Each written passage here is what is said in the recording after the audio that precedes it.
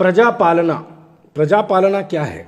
प्रजापालना दरअसल ये वो है कि कांग्रेस पार्टी ने आज से 1 महीना पहले कबल इंतखाबात के इलेक्शन से पहले कांग्रेस पार्टी ने जो वादा किया था कि जैसे ही कांग्रेस पार्टी इख्तिदार में आएगी 6 गारंटीज, 6 कामों की गारंटी दी गई थी कि 6 काम हम करेंगे, जिसमें से 2 काम तो मुकम्मल हो चुके हैं, वो काम शुरू भी हो गया, वो काम लोग उसका इस्तिफादा भी हासिल कर रहे हैं।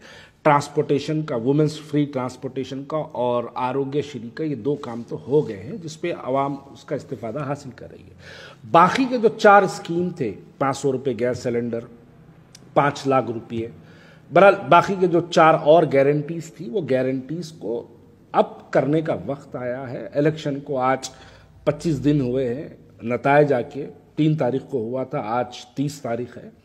तो 25 दिन के अंदर जो है कांग्रेस तेलंगाना ने इस बात को मुकम्मल कर दिया कि जो वादा किया गया था उस वादे को मुकम्मल किया जा रहा है। उसी की शक्ल पे उसको एक शक्ल दी गई है, उस शक्ल का नाम प्रजापालना। दरअसल प्रजापालना ये जो है कांग्रेस का तेलंगाना की आवाम से किया हुआ वादा है, जिसको एक शक्ल से मुकम्मल किया जा रहा है। ठीक है, अब ये प्रजापालना की बात हो गई। अब यहाँ पर खुदा का कुदरत देखिए, अल्लाह का निज़ाम देखिए कि जो लोग जिनको आरएसएस का टिल्लू बोल रहे थे, जिसको आरएसएस का एजेंट बोल रहे थे, जिनको कहाँ से ला के देता बल्कि सवाल कर रहे थे, जिसको आरएसएस को जन्म देने वाली कांग्रेस जिन लोगों ने बोला था, आज अल्लाह का निज़ाम देखिए कि किसी पे अगर आप झूठी तोहमत लगाए तो उसके हाथों से ही अल्लाह ताला उस आरएसएस के एजेंट की तस्वीर गली गली बंटवारा। असदुद्दीन अवैसी साहब, आपने आरएसएस अन्ना बोला था, आपने आरएसएस टिल्लू बोला था। आज देखिए आप खुद वो आरएसएस के एजेंट की तस्वीर पुराने शहर की गली गली बांट रहे हैं। आप खुद आपके वो तमाम हवारी, वो लोग जो आपके तकरीर में जिन लोगों ने आरएसएस के टिल्लू बोलने के बाद जिन लोगों ने वाह वाह के नारे लगाए, जिन लोगों ने असदुद्दीन अवैसी साहब का जिंदाबाद का नारा लगाए, उन लोगों के हाथ से भी आज वो तस्वीरें बट रही हैं। ये किसी पे झूठा इल्जाम लगाने का वजह। एक साहब तो यहां तक बोल दिए, कहां से लाके देता, जोरू के महर से लाके देता, क्या पूछे थे एक साहब। आज वही साहब उसी की तस्वीर पुराने शहर की गलियों में बांट लेते फिर रहे। तस्वीर से मुराद फॉर्म की बात कर रहा हूं मैं। उसी की तस्वीर पुराने शहर की जो है गलियों में बांट लेते फिर रहे। किसी पे झूठे इल्जामात नहीं लगाना। खैर ठीक है, चलिए, आवाम का फायदा हो रहा। कांग्रेस पार्टी ने वादा किया था, कांग्रेस पार्टी के वादे के मुताबिक ये काम हो रहा है।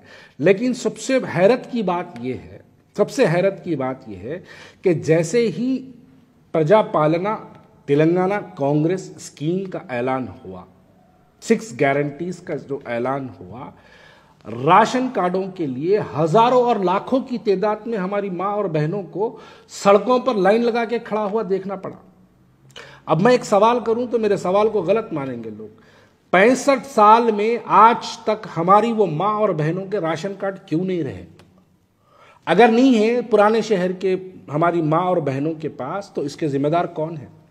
ये राशन कार्डों की और फॉर्मों की गड़बड़ आपको निजामाबाद, बोधन, करीमनगर, वरंगल, कामारेड्डी से सुनाई नहीं दे रही। अगर आपको ये राशन कार्डों की और ये फॉर्मों की गड़बड़ अगर कहीं से सुनाई दे रही है, तो वो गड़बड़ सिर्फ और सिर्फ मजलिस इत्तेहादुल मुस्लिमीन के 7 हलकों से सुनाई दे रही है। क्या वजह है इसकी? और अगर हमारी माँ और बहनों के पास अगर राशन कार्ड नहीं है, तो ये राशन कार्ड बनाने की जिम्मेदारी किसकी थी? और जिसकी थी वो 65 साल से राशन कार्ड बनाने तक का भी महदूद रहा। यानी वो 65 साल में राशन कार्ड तक नहीं बना के दे सका हमारी माँ और बहनों की। बातें, तकरीरें तो आसमान की बुलंदियों तक होती है। बातें की गई तो ऐसा लगता है कि बस पुराना शहर इस्तांबुल बन गया, पुराना शहर सिंगापुर बन गया, लेकिन हकीकत यह है कि हमारे राशन कार्ड नहीं बने। आप देखिए, यही है। अगर राशन कार्ड नहीं बने तो उसकी जिम्मेदारी किस पे फायद होती है? कौन है जो राशन कार्ड नहीं बनाया? अरे आज एक गवर्नमेंट, कांग्रेस पार्टी ने एक खाली स्कीम का ऐलान किया तो हमारी गुर्बत लाइनों में खड़ी नजर आई। खाली एक स्कीम का ऐलान किया कांग्रेस पार्टी की तरफ से, तो राशन कार्ड नहीं है बोल के हमारी माँ और बहनें बहुत परेशान सड़कों पर नजर आई।